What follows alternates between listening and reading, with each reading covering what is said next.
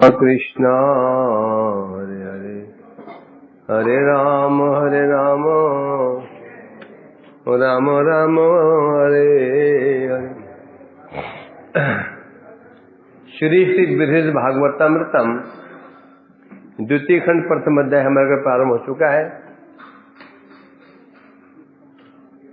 इसमें हम श्रवण कर रहे थे प्रथम श्लोक की टीका, दिग्दर्शनी टीका। उसमें ग्रंथकार दैन्य वशतः कह रहे थे, मैं चैतन्य देव को प्रणाम करता हूं जिनके प्रिय स्वरूप गोस्वामी का आश्रय ग्रहण करके अयम जड़, मैं जड़ बुद्धि व्यक्ति क्या कर रहा है, चित्रम नित्यति अयम जड़, मैं जड़ होते हुए भी ग्रंथ प्रणयन रूप रंगमंच पर आश्चर्यपूर्वक नृत्य कर रहा हूं। आपको अपने आप में जड़ कह रहे थे, वो कौन कह रहे हैं? दैन्यता बसता साधु गोस्वामी अपने कह मैं जड़ हूं। जड़ कहने से अज्ञानी, मैं अज्ञानी जड़ हूं। परंतु रूप गोस्वामी का आश्रय पाकर के मेरी जड़ता नष्ट हो गई और मैंने एक ग्रंथ प्रणयन रूप रंगमंच पर मैं नृत्य कर रहा हूं। अब देवी सरस्वती की विशेषता है, वो कभी भक्तों का और भगवान का अपकर्ष सहन नहीं करती। देवी सरस्वती देवी, जो सरस्वती देवी हैं, कौन देवी सरस्वती? जो देवी सरस्वती कौन? स्वरूप शक्ति की वृत्ति है, वो सरस्वती देवी कभी भगवान और भक्तों का अपकर्ष सहन नहीं कर पाती। जैसे इंद्र ने भगवान की निंदा की थी, वाचाल है, बालिश है, कहा था ना, देवी ने सब उसका अर्थ घुमा दिया था। उन्होंने इंद्र ने भगवान को गालियां बकी थी, उन्हीं को देवी सरस्वती ने स्तुति के रूप में वर्णन कर दिया। तो यहां भी कह रहे हैं, उन्होंने कहा अयम जड़, अयम मतलब मैं यह जड़ बुद्धि, मैं रूप मणि का, रूप गोस्वामी का अनुगत्य आश्रय करके मैं ग्रंथ की रचना कर रहा हूं। देवी को अच्छा नहीं लगा ये, उन्होंने इसका अर्थ घुमाया। उन्होंने क्या अर्थ कर दिया? अब देवी सरस्वती जी उन्हीं वाक्यों के द्वारा क्या कर रही हैं? भगवान का स्तव कर रही हैं। कह रहे हैं, जिनके नाम रूप का आश्रय ग्रहण करने से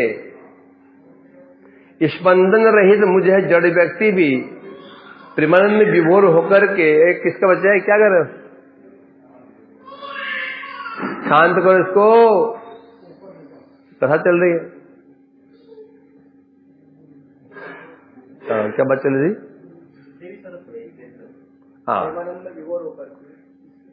अब जड़ शब्द का उपयोग, यह जड़ शब्द का उपयोग कैसे कर रहे हैं? तब बता रहे हैं क्या,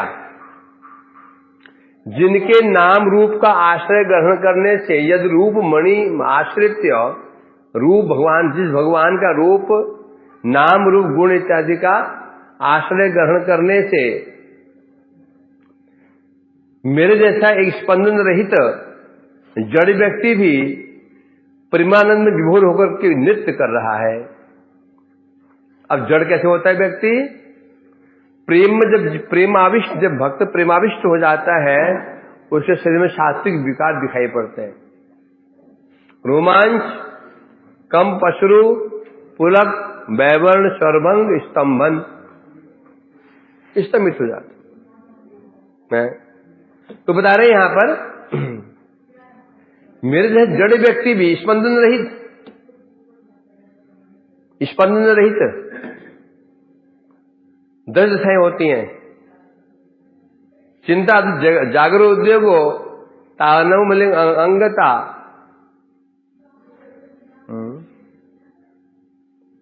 और प्रलाप, उन्माद व्याधि, मोह मृत्युम, दिशादश।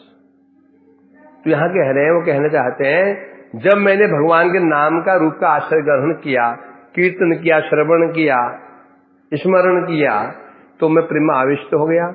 आविष्ट होते ही मैं स्पंदन रहित हो गया। होने पर भी है मैं नृत्य कर रहा हूं, मैं नृत्य कर रहा हूं। मेरा जैसे व्यक्ति, ये कैसे संभव है? जब व्यक्ति स्पंदन रहित हो गया तो नृत्य कैसे कर सकता है? ये विशेषता है। ये जो भाव है विरोधी होने पर भी कभी एक साथ दिखाई पड़ जाते हैं। रोमांच भी हो रहा है, कंप भी हो रहा है और स्तंभन भी हो रहा है। तो यहाँ के जड़ शब्द क्यों बोले? यहाँ पर प्रेमाविष्ट होने के कारण मैं जड़वत हो गया था, स्पंदन रहित हो गया था। होने पर भी यह मैं नृत्य कर रहा हूं, ऐसे भगवान चैतन्य देव को मैं प्रणाम करता हूं, जिन चैतन्य देव का नाम का स्मरण करके, रूप का स्मरण करके, गुणों का स्मरण करके, कीर्तन करके मेरे जैसा आदमी भी प्रेमाविष्ट होकर के स्तंभित होने के पश्चात भी आनंद विभोर होकर के नृत्य कर रहा है। अब इस द्वितीय खंड में क्या वर्णन है? कृष्ण करुणा सार पातरणा मात्र गद्दते सदा क्रीड़ा भरानंद माधुरी पूरितम पदम तस्य सर्वत श्रेष्ठम कंटकोद्धार पूर्वकम निरूपयितुम उत्कर्षमाध्याय सप्ताह कल्पिता। ये दूसरा खंड है। इस खंड में क्या वर्णन किया जाएगा? कृष्ण के परम कृपा पात्र भक्तों का, ज्यादा भक्तों का, बैठ जाओ विनीत जी, बैठ जाओ, प्रसन्न मत होइए। सोचो हमारे अनर्थ है, सोचो हमारे अनर्थ है, सहन करना पड़ेगा। क्या बात है कि नहीं? बाधा पड़ी क्या समझो? किसके? उनके? हमारे।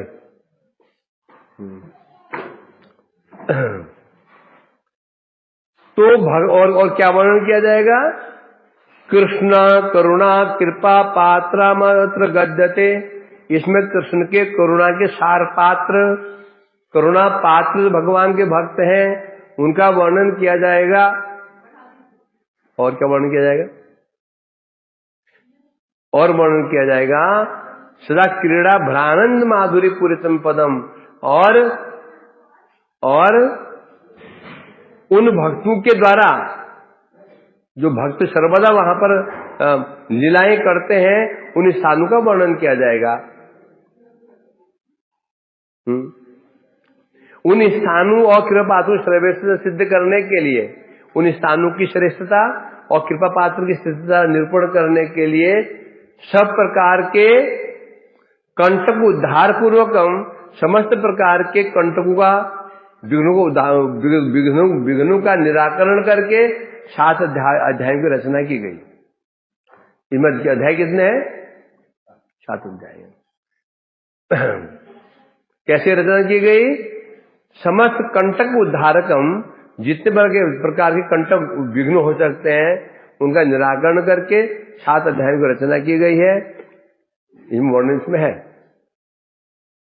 कुछ पर पहला तत्राद्य हि उत्तरा प्रश्नोत्तर रूपे इतिहासतः वक्तुम गोलोक महात्मम भूलोक महिमोच्यते। उनमें से प्रथम अध्याय में उत्तरा देवी के प्रश्न का उत्तर देने के लिए क्या वर्णन किया गया है? गोलोक महात्मम, गोलोक का महात्म वर्णन करते हैं वे सर्वप्रथम भूलोक महिमा उच्चते, भूलोक की महिमा का वर्णन किया गया है पहले अध्याय में। पहले ग्राम के अधिकारी विप्र, फिर राजा, क्रमशः वैभव हरि की पूजा का आदि का वर्णन किया गया है। अच्छा, प्रारंभ में उत्तरा देवी द्वारा, जो उत्तरा जी ने प्रश्न पूछा था, उन प्रश्न की अवतारणा के लिए परीक्षित पुत्र जन्मेंजय जी ने जैमिनी से प्रश्न किया है। जो उत्तरा और प्रसिद्ध संवाद हुआ था, उस प्रसंग को, उस उपाख्यान को, इतिहास को प्रकाशित करने के लिए परीक्षित पुत्र जन्मेजय कौन है? परीक्षित जी के पुत्र है।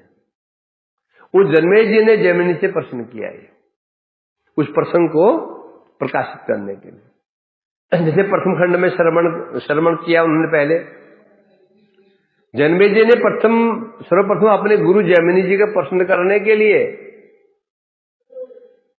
सुने हुए विषय का अनुमोदन करते हुए कहा, जब जैमिनी जी ने जन्मेजय जी को सुनाया था प्रथम खंड में, तो उन्होंने अनुमोदन किया, कहा प्रभु आपने जो कहा है कि कृष्ण प्रेम में उन्मत्त हो गए मेरे पिताजी ने अपनी माता के स्नेह के अधीन होकर के समझ भागवत आदि शास्त्रों का सार भक्ति तत्व तो प्रकाशित किया था, जो अनेक शास्त्रों का अनुशीलन करने वालों के दुर्लभ है, तात्पर्य आदि विचार आदि द्वारा भी सुदुर्गम है, यह पूर्णतः सत्य है। कहा था ना पीछे, कहाँ कहा था? प्रथम खंड के अंतिम श्लोक में कहा था। श्लोक पढ़ो, है कि नहीं? उसमें कहा था ना कि इस प्रकार से माता उत्तरा के आग्रह करने पर कृष्ण प्रेम उन्मत्त परीक्षित जी ने भागवत आदि शास्त्रों का सार जो भक्ति तत्व है उसे प्रकाशित किया था, और जो भक्ति तत्व का सार अन्य शास्त्रों का अनुशीलन के द्वारा भी दुर्लभ है, उसको वर्णन किया था। यह सत्य है। यहां कहा था सत्शास्त्रम, क्या कहा था? सत्शास्त्रम। सत्शास्त्र कहने से सत्शास्त्र क्या होता है? सत्शास्त्र क्या होता है?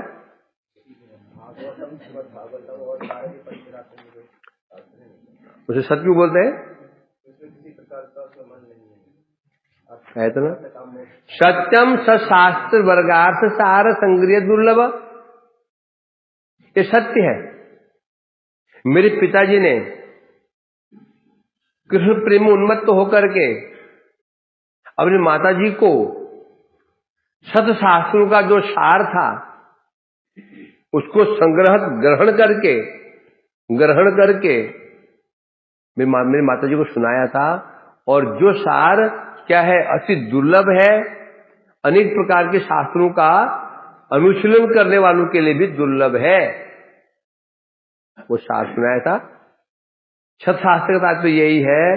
सतशास्त्र कहने से सत मने सद, जिन शास्त्रों में सद वस्तु का निरूपण किया गया है, और सद वस्तु क्या जगत में है?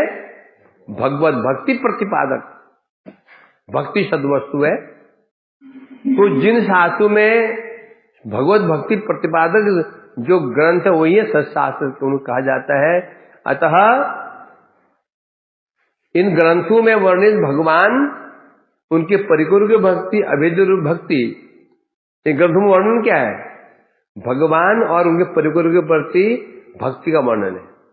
भगवान की भक्ति कैसी होनी चाहिए, उनके भक्तों की भक्ति कैसी होनी चाहिए, उस भक्ति को प्राप्त करने के उपाय सार, कैसे उस भक्ति को प्राप्त किया जाएगा, अर्थात हे रहित उपाधि अंश दुर्लभ है। भक्ति को प्राप्त करने के जो उपाय होंगे वो कैसे होने चाहिए? हे रहित, मल रहित, कर्म ज्ञान आदि से रहित, इसलिए कहा दुर्लभ। अर्थात अन्य शास्त्र अभ्यास के द्वारा भी जो प्राप्त नहीं किया जा सकता, उनके तात्पर्य विचार द्वारा भी यथार्थ दुर्गेय है। उन अप्राप्य दुर्गेय अर्थों का संग्रह करके समन्वय पूर्वक भक्ति शास्त्र का तात्पर्य है, इसको प्रतिपादित किया था। अर्थात अनेक शास्त्र पढ़ने के पास भी जो चीज समझ में नहीं आती, क्या समझ में नहीं आती? भक्ति ही शास्त्रों का सार है। समझ शास्त्रों का एक ही सार है, वो क्या है? भक्ति। वेद से आरंभ करके उपनिषद, वेदांत सूत्र, पुराण, इतिहास, वो इतिहास में आ गया ना, सबका सार है भक्ति। कोई समझे या ना समझे, यदि कहीं कहीं पर कर्म का प्रतिपादन किया गया है, ज्ञान का प्रतिपादन भी किया गया है, परंतु वास्तव में वो गौण है। मुख्य जो उद्देश्य वह है भगवत भक्ति, क्योंकि जीव स्वरूपतः ना तो कर्मी है, न ज्ञानी है, न योगी है, जीव के स्वरूपतः भक्त है, वैष्णव है। इसलिए कह रहे हैं यहां पर, मेरे पिताजी ने सब शास्त्र पढ़ करके, समन्वय करके, सामंजस्य करके दिखाया, सब शास्त्रों उद्देश्य है भगवत भक्ति। ये मेरी माता को सुनाया। यदि भी ये विषय बहुत गूढ़ विषय है, समझना आसान नहीं है। वेद पढ़े और समझ जाए भक्ति ही वेद का तात्पर्य, संभव ही नहीं है। वेद पढ़ो, वहां 4 वेद रखे हुए हैं, वो वहां पे, कहां पे, बुक स्टॉल में दिखा, वो भक्ति कहां, भक्ति का नाम कहां पर है, पढ़ के देखो। बिना सूत्र पढ़ो, भक्ति कहां पर है। परंतु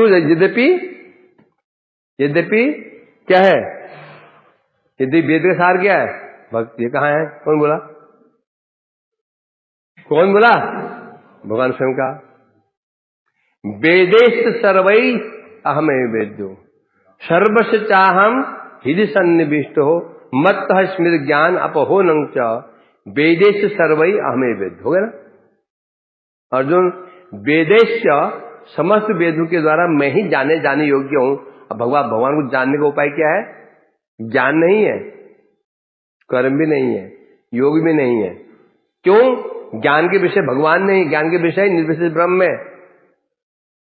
योग के विषय परमात्मा है, भगवान नहीं है। अब यह कहे, ये श्लोक कौन कह रहा है, कौन कह रहा है, परमात्मा नहीं कह रहा है, ना ब्रह्म कह रहा है। ब्रह्म तो कह ही नहीं सकता, आकार ही नहीं है। परमात्मा भी नहीं कह सकता, क्यों नहीं कह सकता परमात्मा, वो निर्विकार है, कह नहीं सकता। यहां कौन कह रहा है, कृष्ण कह रहे हैं, जो सामने विराजमान है, इशारा कर रहे हैं, हमें, मैं ही वेद्य हूं। अंगूठा लगा रहे, मैं अपने आप को कैसे दिखाते हैं। वहां कौन जाएगा, ऐसे मैं नहीं बोलते हैं, क्या बोलते हैं, हनुमान कौन जाएगा, भंडारे में कौन जाएगा, ऐसे बोलते हैं, ऐसे बोलते हैं, क्या बोलते हैं, ऐसे बोलते हैं, बोला ऐसे।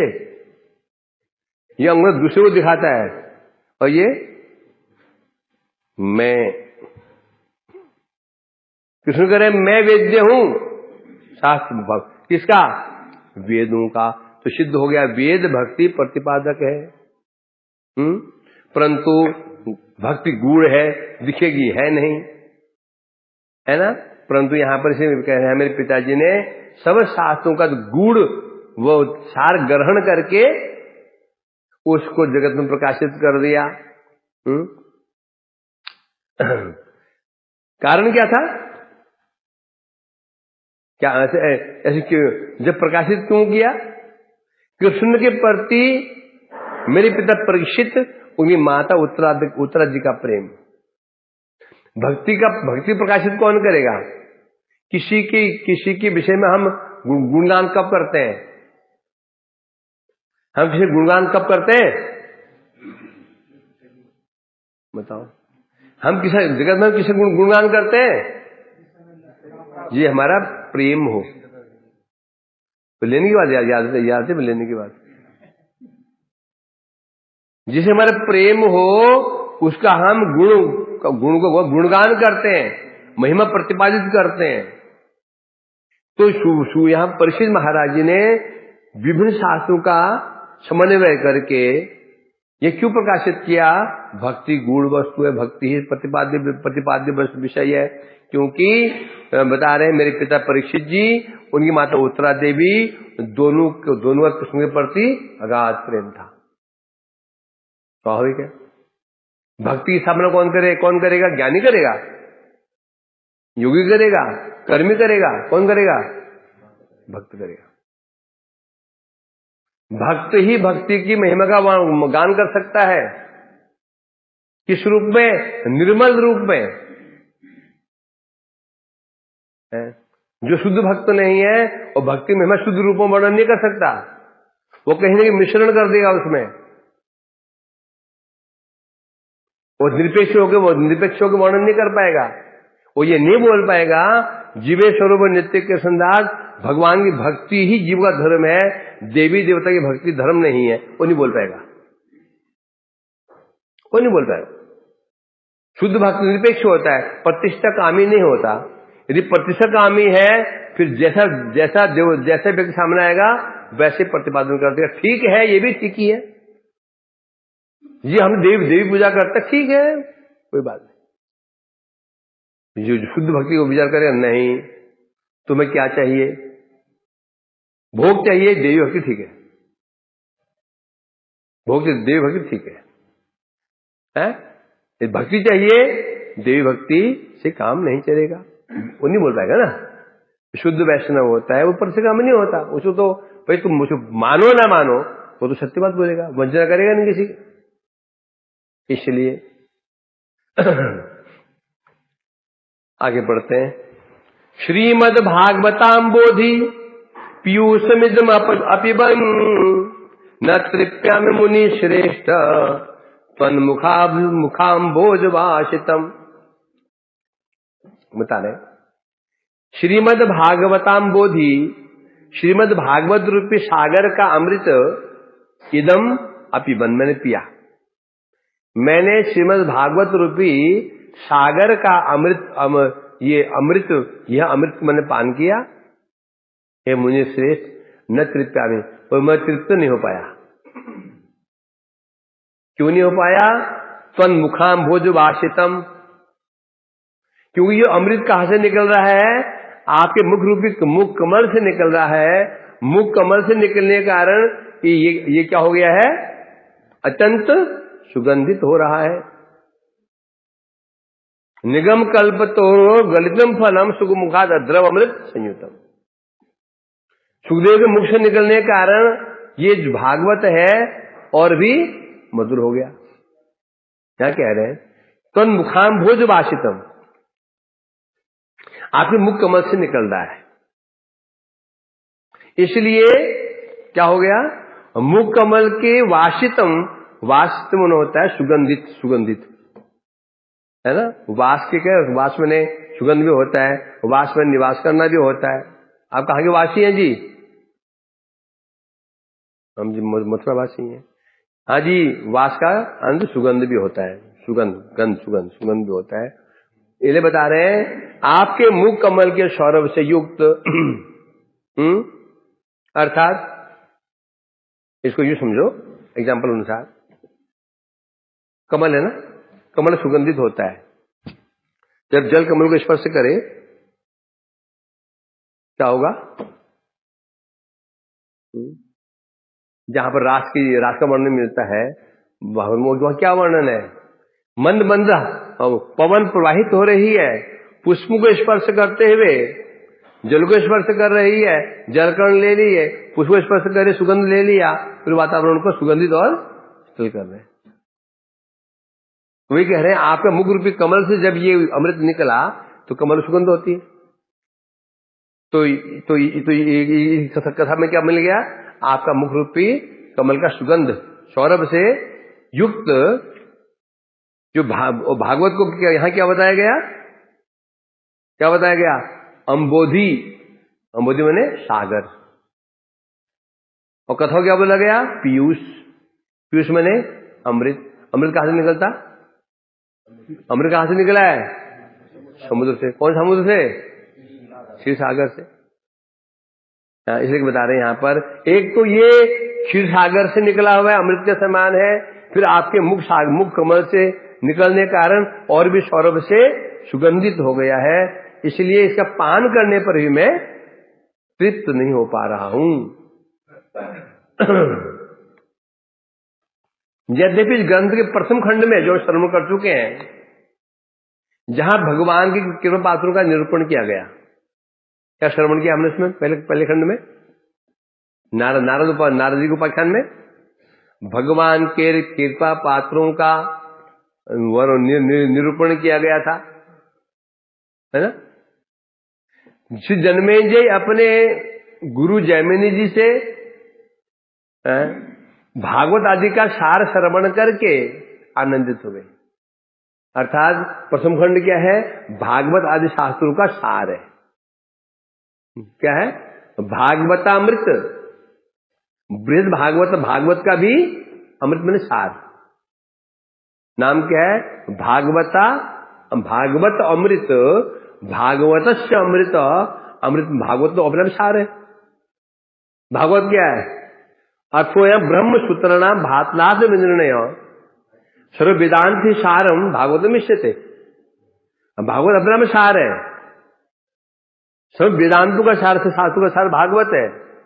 तो वेदांति सारम इष्यते। तो वेदांत हो गया, वेद हो गया, गायत्री हो गया, महाभारत हो गया, सार भागवत है। उसका भी अमृत, सार का भी सार, सार का भी सार। सार कितना होता है? इतना सा होता है। 10 किलो दूध था, जमाया, दही जमाया 10 किलो, और जब उसमें मंथन किया, मक्खन क्या निकला? 1 किलो दूध हो, उसमें मक्खन निकलेगा तो 100 ग्राम से ऊपर नहीं निकलेगा।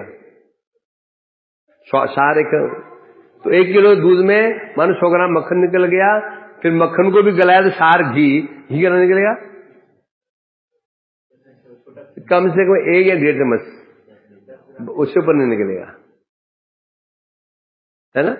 दूध का सार मक्खन हो गया, मक्खन का भी सार घी। तो भागवत अपना में सार है। भागवत के अपना में सार है। और मेरे पिताजी ने उसका भी सार निकाला है। तो इसे कह रहे हैं यहां पर, उस सार को श्रवण करके क्या बता रहे? जन्मे जी आनंदित तो हुए थे। तो उन्होंने सुना किस प्रकार से जो कृपा पात्रों का वर्णन सुना, किस प्रकार से गोपियां चरम कृपा पात्र है, श्रवण कर उन्हें आनंद तो हुआ।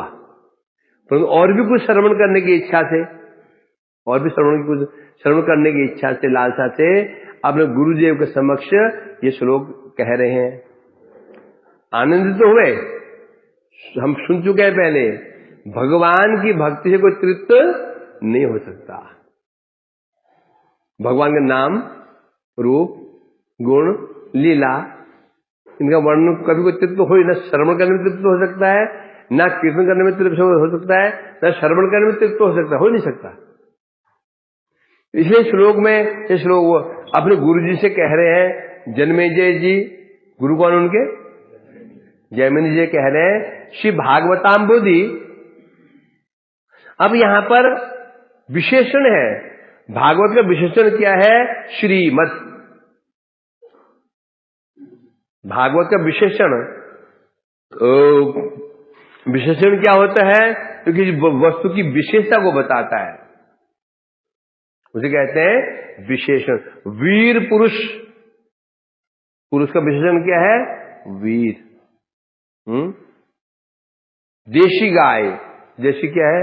विशेषण। लाल गाय विशेषण। पंडित व्यक्ति, पंडित विशेषण ना। उसी प्रकार से यहां जो भागवत है उसके विशेषण दिया गया है, वह है श्रीमद। श्रीमद मने, मद मने युक्त, मत मने होता है युक्त। श्रीयुक्त, श्री सहित, युक्त मने सहित। अब श्री क्या है? श्री शब्द के अनेक अर्थ होते हैं। श्री कहने से श्री का अर्थ शोभा, श्री का अर्थ ऐश्वर्य, श्री का अर्थ गुण, बहुत कुछ हो सकता है। तो यहां पर बता रहे हैं, यहां अर्थ लिया गया है शोभा। श्रीमद भागवतम, अर्थात जो भागवत श्री मने शोभा से युक्त है। किसी शोभा से युक्त है? भगवत पर शास्त्र समूह, भगवत पर, भगवत भक्ति प्रायण जितने शास्त्र हो सकते हैं उन शास्त्रों की शोभा से युक्त है। शोभा किससे होती है? एक व्यक्ति शोभा किससे होती है? उसके अलंकारों से होता है, वस्त्रों से होती है, अलंकारों से होती है ना। उन्हें अलंकार धारण कर रखे शोभा है, अच्छे कपड़े पहन रखे शोभा। तो यहां शोभा किससे हो रही है? जितने भगवत पर शास्त्र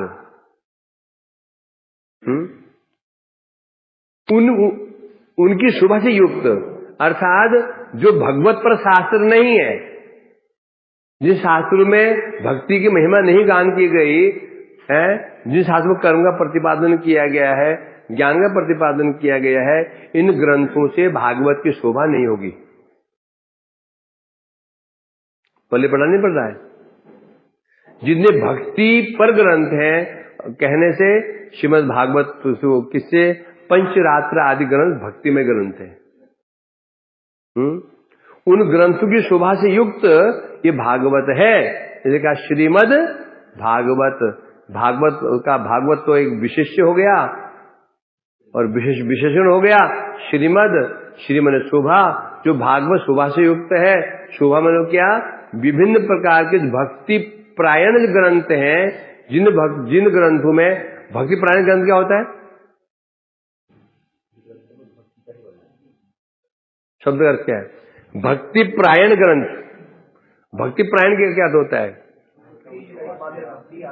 कितनी बार बता रखा है? भक्ति परमयनम, भक्ति ही जिनका श्रेष्ठ अयन है,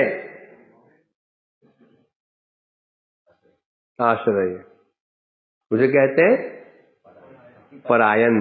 भक्ति पर अयन, अयन मने आश्रय, पर मने श्रेष्ठ, जिसका भी हो।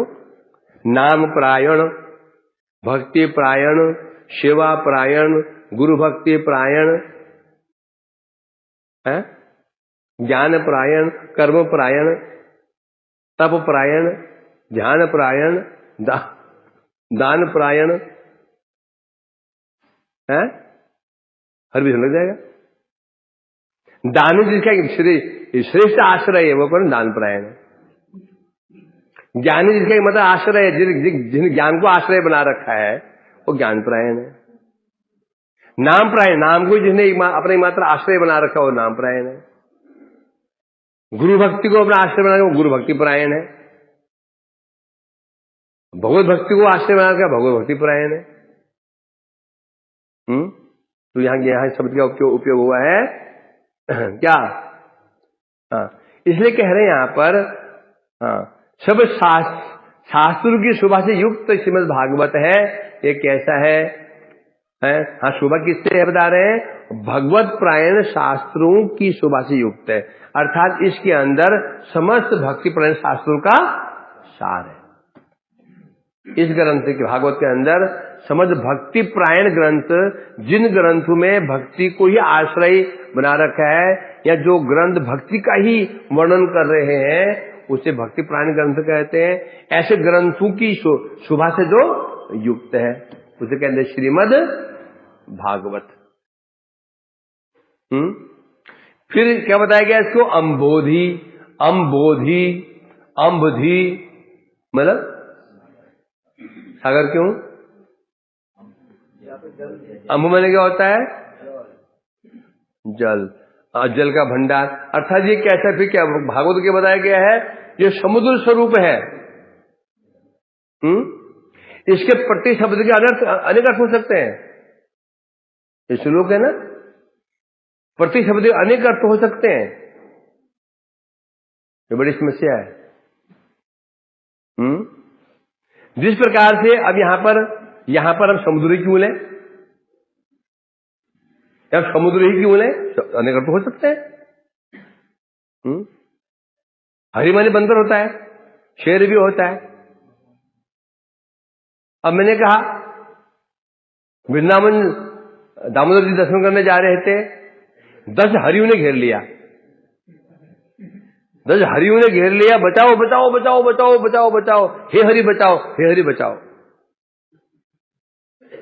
एक हरि कंधे बैठ गया, एक हरि इस कंधे बैठ गया, एक हरि चुटियां पकड़ी, दो धोतियां पकड़ी, वो बताओ हरि बचाओ हरि बचाओ हरि बचाओ, ये बड़ी समस्या हो गई। कह रहा है शेर बचाओ शेर बचाओ, शेर आ गया, शेर ने बचा दिया, दोनों को बचा दिया, शेर ने दोनों को मुक्त कर दिया, हरि को भी और वृंदावन को भी, दोनों चट कर गए शेर। अब हरि ने घेरा है इसको, ये चिल्ला रक्षा के लिए चिल्ला हरि को, अब क्या माने, क्या माने? जी जी जी जी हरि ने घेर लिया, शेर माने क्या उसको? कहां पे घेरा है? मेन बाजार में, बाजार में शेर तो हो नहीं सकते, और कई शेर एक ही शेर होता है एक ही शेर होते चट करने के लिए, कई की जरूरत क्या है?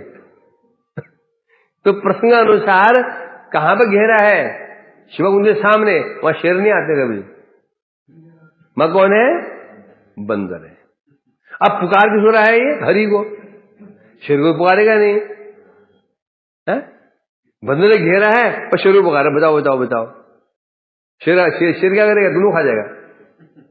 तो अब जब पुकार रहा है वो तो किसे पुकार रहा है? वो हरि मने भगवान को पुकार रहा है, ऐसे अर्थ बिठाना पड़ेगा ना। उसी प्रकार से बता रहे हैं अनेक अर्थ हो सकते हैं, जिस प्रकार अथवा जिस प्रकार, अब यहां शब्द पीयूष अमृत, भागवत को क्या बताया गया था? पर अमृत नहीं, भागवत का सार अमृत, क्योंकि अमृत कहां से निकला है? क्षीर सागर। पहले बताया भागवत को बताया गया क्या सार? क्षीर सागर क्या है? समस्त सागरों का श्रेष्ठ है, जितने दूसरे सागर हो सकते हैं उनमें श्रेष्ठ है क्षीर सागर। अभी भागवत को सागर क्यों बताया? क्यों बताया? कि जितने शास्त्र हो सकते हैं उन शास्त्रों में सागर, प्रत्येक शास्त्र ही सागर है,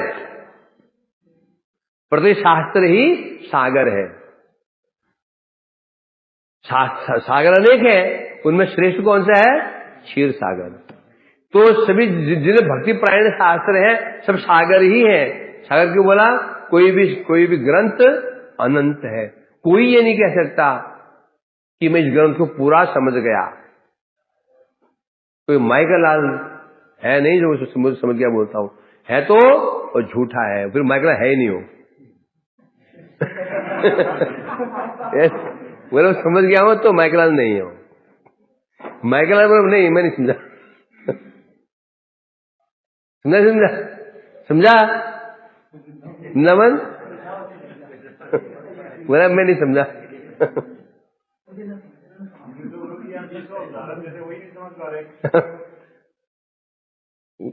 उदाहरण समझा रहा तो गई। तो इसलिए यहां बता रहे हैं, तीन चीज बताइए, आसान है। पहले भागवत को सागर बताया गया, उसे अमृत बताया गया। अंबोधि का शब्द का अर्थ यहां पर भागवत को सागर में बताया गया, क्योंकि अमृत निकलता है क्षीर सागर से, और क्षीर सागर है समस्त सागरों का राजा। उसी प्रकार से जितने भक्ति प्रायण शास्त्र हैं सभी शास्त्र अनंत हैं। अनंत क्यों है? कोई व्यक्ति नहीं कह सकता मैं शास्त्र पूरा समझ गया हूं, नहीं कह सकता शास्त्र। इसलिए सागर भी, शास्त्र क्या है? सागर कैसे होता है? अगाध नगाध अगाध, जिसको ठहा नहीं ले सकता अच्छा। तो सभी शास्त्र सागर समान ही है, परंतु जैसे फिर उन समस्त शास्त्रों का सार क्या है?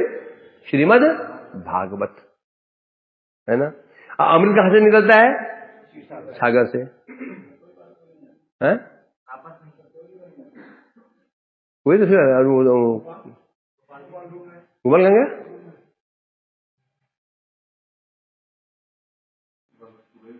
है हमारा ये है ना। हमें एक आदमी मिल गया, चिंता नहीं अभी, तुम चले जाओ, हम 2 आदमी काम चल जाएगा। स्नातक मिल जाए मेरे को, एक ये शोकेश मिल जाए, 2-4 बज और नहीं, और वो दंड प्रणाम है। काम के 2 ही बाकी सैंपल होते हैं। क्या बाकी सब सैंपल, बाकी सैंपल होते हैं, काम के 2 ही होते हैं। 2 हर विषय में रहता है। काम के होते, काम के 3-4 होते, बाकी तो ऐसे चलता है, होता है जगत में। अकेले करता है।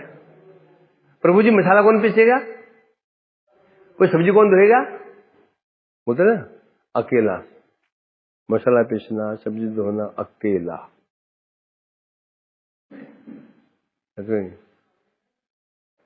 खैर जो भी हो, भगवान से कृपा करेंगे अवश्य, क्यों नहीं करेंगे। क्या वो चल रही थी, तो एक शब्द आज बता रहे हैं। अब अंबोधि अर्थात भागवत समुद्र स्वरूप है। क्यों बोला समुद्र स्वरूप है, क्योंकि आगे पीयूष में पीयूष कहा गया अमृत, और अमृत तो अमृत क्षीर सागर से निकलता है, और क्षीर सागर मीठा होता है, खड़वा नहीं होता। भागवत कैसा है, अति मधुर है, इसे बता रहे हैं यहां पर। उसी प्रकार भागवत से निकले अमृत के मधुरतर सार अर्थयुक्त यह उपाख्यान। कौन उपाख्यान, बृहद भागवतामृतम, भागवत का अमृत है ये, भागवत का अमृत। भागवत सागर है तो बृहद भागवतामृतम क्या है, उसका सार। और सार तो अच्छा हो गया ना, है वस्तु से महत्व किसका होता है, सार का महत्व होता है। तो ये जो बृहद भागवतामृतम है, ये भागवत का भी सार है। मतलब ये भागवत को पढ़ करके चीजें समझ में नहीं भी आ सकती हैं। यदि भागवतामृतम ना पढ़ा जाए, भागवत का उद्देश्य क्या समझ में नहीं आएगा।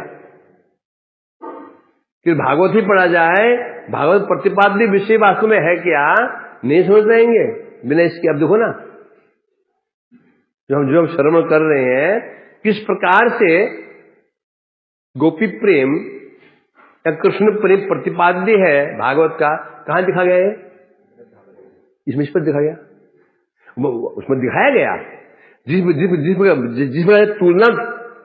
तुलना के रूप में, तो उसमें कहां दिखाया गया, भागवत में दिखाया गया। किसी वस्तु दृढ़ता तुलना से होती है, उसमें दिखाया गया। गोपियां विरह में तड़पे, ठीक है, सब ठीक है, परंतु वो जो दृढ़ नहीं हो सकता जब तक तुलना न की जाए, या तुलना की गई है कर्म से। कहां प्रयास के सामान्य ब्राह्मण से उठते कहां। इसीलिए कह रहे हैं यहां पर, जन्मेजय जी कह रहे हैं, इसलिए प्रभु इस उपाख्यान के जो ये भागवत का भी सार है, जो उपाख्यान है, इसका पान करके भी मैं तृप्त नहीं हो पा रहा हूं, और बार बार पान करने की मेरी उत्कंठा बढ़ रही है। क्यों बढ़ रही है, इसलिए बढ़ रही है, ये भागवत में तो आज से महाभागवत के मुख कमल स्वरूप से युक्त होने के कारण रुचिप्रद है। ये तो उत्तम, ये तो मधुर है ही है, ये तो मधुर है ही है। इसमें कोई एक द्रव्य और मिल गया। रस तो स्वादिष्ट होता ही है, लस्सी स्वादिष्ट ही होती है, उसमें थोड़ा सा यदि गुलाब जल दे दिया जाए, गुलाब का केवड़ा जल दे दिया जाए, तो ये जो अमृत है ही है। तो जैसे आप जैसे महाभागवत के मुख सौरभ से, मुख कमल के सौरभ से युक्त होने के कारण आपके मुख से निकला है, तो कैसा हो गया ये, और भी सुगंधित हो गया, सुवासित हो गया। इसलिए मेरी रुचि में और भी बढ़ गई है। इसलिए बार बार पान करने पर भी तृप्ति नहीं हो पा रही है। अतः तन्माता पुत्रोर्विद्वन् संवाद कथताम तयो सुधा सारमयो अन्यो कृष्ण पादाब्जलुब्धयो। अतः हे विद्वान मतलब हे विद्वान, विज्ञवर, विद्वान किसे कहते हैं, वन मने वही हो गया ना, वान विद्यावान। हे विद्यावान मैंने विद्यावान, हे परम विद्वान मतलब ज्ञाता, हे विज्ञवर। अच्छा आप मुझे सुनाइए, क्या सुनाइए, कृष्ण पादाब्ज लुब्धयो, कृष्ण चरणों के मधु के लोलुप, कृष्ण के चरणों का जो चरण कमलों का जो मधु है, कृष्ण के चरण कमल सदृश है, उनका जो मकरंद है, उसके जो लोलुप है, दो लंपट है। कौन लंपट है? माता पुत्र। माता पुत्र कौन है? लंपट है ये। किसके लंपट है? कृष्ण पदाब्ज मधु लंपट। कृष्ण चरणों का जो मधु है उसके ऊपर लंपट है, लोलुप। लोलुप में क्या होता है? गाली होती है। लोलुप बड़ लोलुप। क्या देख रहा है तू? क्या देख रहा है? मेरे को देख रहा है? बड़ी समस्या है। बना लोलुप आदमी है ये, महालालची। लोलुप में क्या होता है? महालालची, लोभी, लंपट। तो हे गुरुदेव, हे विज्ञवर, कृष्ण के चरण कमलों के मधु का जो लोलुप है माता पुत्र, उनका जो ये कथोपकथन, उनका जो ये संवाद है, ये है या जो संवाद रूप अन्य कोई भी सुधा रसमय संवाद सुनाने की कृपा कीजिए। कोई और भी सुनाइए। ये माता पुत्र का जो संवाद आपने मुझे सुनाया, आगे सुनाया, अन्य कोई और भी कोई यदि कोई ऐसा उपाख्यान हो जिसमें इन दोनों का कथोपकथन हो, संवाद हो, जो कैसा हो? सुधा रसमय, अमृतमय हो, और संवाद कोई हो, सुनाने की कृपा कीजिए। एक तो सुन लिया उन्होंने, चित्त नहीं मिली। ठीक है, मैं कह रहा थे कृष्ण चरण कमलों के मधु लोलुप, जो माता पुत्र का जो ये संवाद है, जो कैसे है? सुधा सार। दो सुधा अपना में सार है, सुधा का भी जो सार है, अमृत का भी सार है, अमृत सार, अमृत का भी जो सार है, जो परम माधुर्यमय कथोपकथन से युक्त है, जो कैसे युक्त है? कथोपकथन आपस में वार्तालाप के द्वारा हो, उसे श्रवण कराइए, क्योंकि वो चीज समझ में आसानी से आ जाती है उपाख्यान के द्वारा, है ना? कोई चीज समझ नहीं आती है, उपाख्यान कर दो, उसने उससे कहा, उसने उससे कहा, उसने उससे कहा, उसने उससे कहा, पूरा याद हो गया, है ना? हमें याद, जब से महाभारत देखा, कई पात्र में रट गए हैं। उसके बाप कौन था, उसकी माँ कौन थी, रट गया, भूलेंगे नहीं इसको, है? सत्यवती कौन कौन से पुत्र थे, भाई वैसे याद नहीं रहते हो। जब देख लिए सामने, फिर पूरा याद हो गया। अभी रामायण देखा, कई पात्रों की नाम याद हो गया, भूलेंगे नहीं उनको भी। उपाख्यान इसलिए कह रहे हैं यहां पर, जो संवाद कैसा होना चाहिए? कथोपकथन, मतलब कि प्रश्न उत्तर के रूप में हो, वो श्रवण करने की कृपा करें। किस लिए? जैमिनी जी ने पूछा, क्यों श्रवण कराऊं? तब बता रहा हूं, क्योंकि आप कृष्ण के चरण कमलों के मधुलुब्ध उन रसिक भक्तों के विषय में परम अभिज्ञ हैं। वो मैंने जैमिनी ने पूछा, मैं तुम्हें कैसे सुनाऊं, बताओ? हम कोई भी हम कुछ कहते हैं, उसके क्या चाहिए? योग्यता, है ना? मानो पूछना चाहते हैं, तुमने मुझ में ऐसी क्या योग्यता देखी, मैं तुम्हें सुना पाऊं? बताओ। हम किसी कोई भी काम कहते हैं, कब कहते हैं? जब उसको हम योग्य समझते हैं। रसोई बनाओ, तब कहेंगे योग्य समझ करके। अर्चन करो, कब कहेंगे? योग्य समझ करके। बाजार से सब्जी ले आओ, कब बोले? योग्य समझ करके। तभी कहते हैं ना। मैंने जैमिनी जी ने प्रश्न पूछ लिया, तो जन्मेजय जी तुम मुझे क्यों पूछ रहे हो? तुमने मुझे ऐसे क्या देख लिया? इसलिए कह रहे विद्वान। आप कौन है? विद्वान है। कैसे विद्वान है?